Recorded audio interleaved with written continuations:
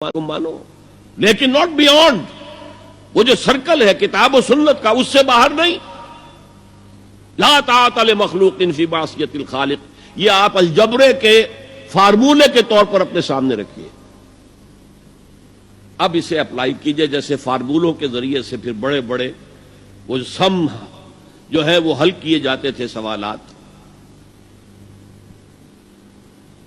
صبح کا وقت ہے، آنکھ بھی کھلی ہے، کوئی اذان کی آواز بھی کان میں آئی ہے،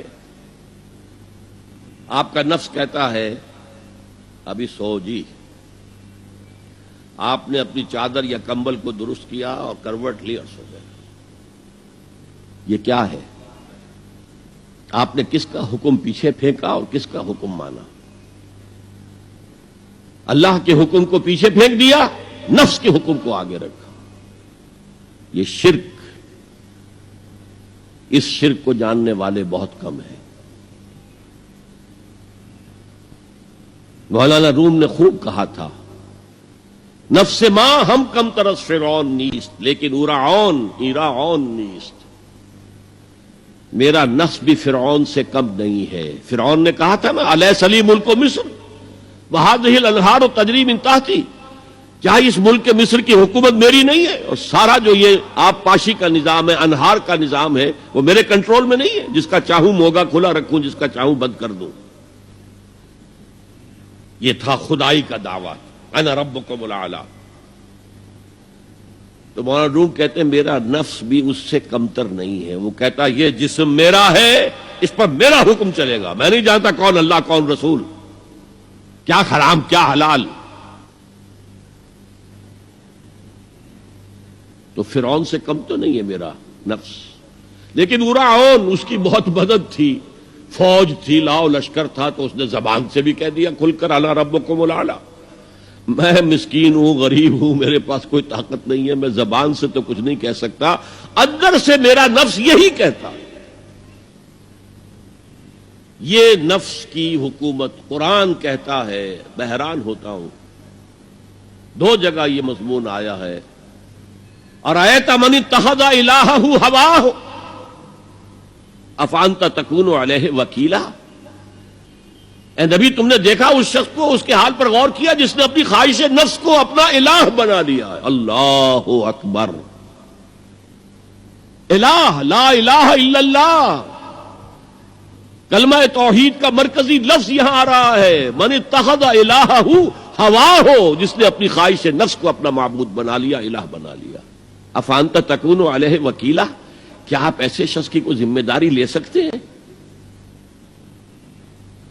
سود حرام ہوا کرے جی، حرام ورام، ہمارا دھندا جو ہے وہ آگے بڑھ نہیں سکتا. تو اللہ کے حکم کو پیچھے ڈالا، نفس کے تقاضے کو آگے رکھا. کون معبود ہے آپ کا؟ نام عبداللہ رکھیے، نام عبد الرحمن رکھیے، ہے عبد النفس، نفس کے بندے، نفس کے غلام. پوچھا گیا ای الہجرت افضل یا رسول اللہ، اے اللہ کے رسول بتائیے سب سے اعلیٰ ہجرت کون سی ہے، افضل؟ فرمایا ان تہجر ما کرہ ربک، ہر اس چیز کو چھوڑ دو جو تمہارے رب کو پسند نہیں. آج رات ہی سے آپ ہجرت شروع کر سکتے ہیں. جائزہ لیجئے کیا کیا چیزیں میری زندگی میں خلاف شریعت ہیں جو اللہ کو ناپسند ہے. فیصلہ کیجئے کہ آج کے بعد نہیں ہوگی. ہجرت شروع ہو گئی. افضل الہجرہ، سب سے افضل ہجرت شروع ہو گئی. المجاہد من جاہد نفسہ، جہاد تو یہاں سے شروع ہو گیا، اپنے نفس کے خلاف جہاد کرنا. صبح نفس نے کہا ابھی سو جا، آپ نے نفس کی بات کو رد کیا، اپنا کمبل اٹھا کے پھینکا، اٹھے، وضو کیا، نماز کے لیے آپ مسجد چل دیے. آپ نے جہاد کیا نفس کے خلاف. یہ افضل الجہاد ہے. اور سب سے چوٹی اوپر یہ ہے کہ جب وہ حق و باطل کی جنگ ہو تو جان ہتھیلی پر رکھ کر میدان میں حاضر ہو جاؤ. افرأیت من اتخذ الہہ ہواہ افانت تکون علیہ وکیلا.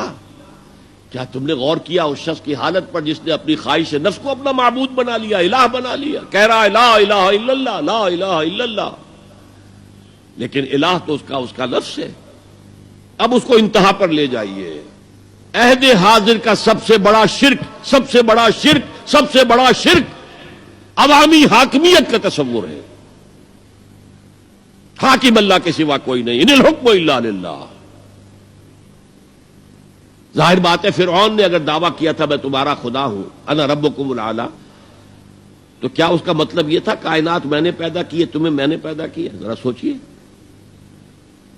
کیا وہ بزرگ موجود نہیں ہوں گے جنہوں نے اسے دیکھا ہو کہ آج اس کی ولادت ہوئی تھی، کل اس کی کوئی اور سیری بنی ہوئی تھی؟ یہ کیسے دعویٰ کیا تھا؟ میرا حکم چلے گا، میں نہیں جانتا، الیس لی ملک مصر، مصر کی حکومت میری ہے کہ نہیں؟ یہ دعویٰ تھا، یہ خدائی کا دعویٰ ہے۔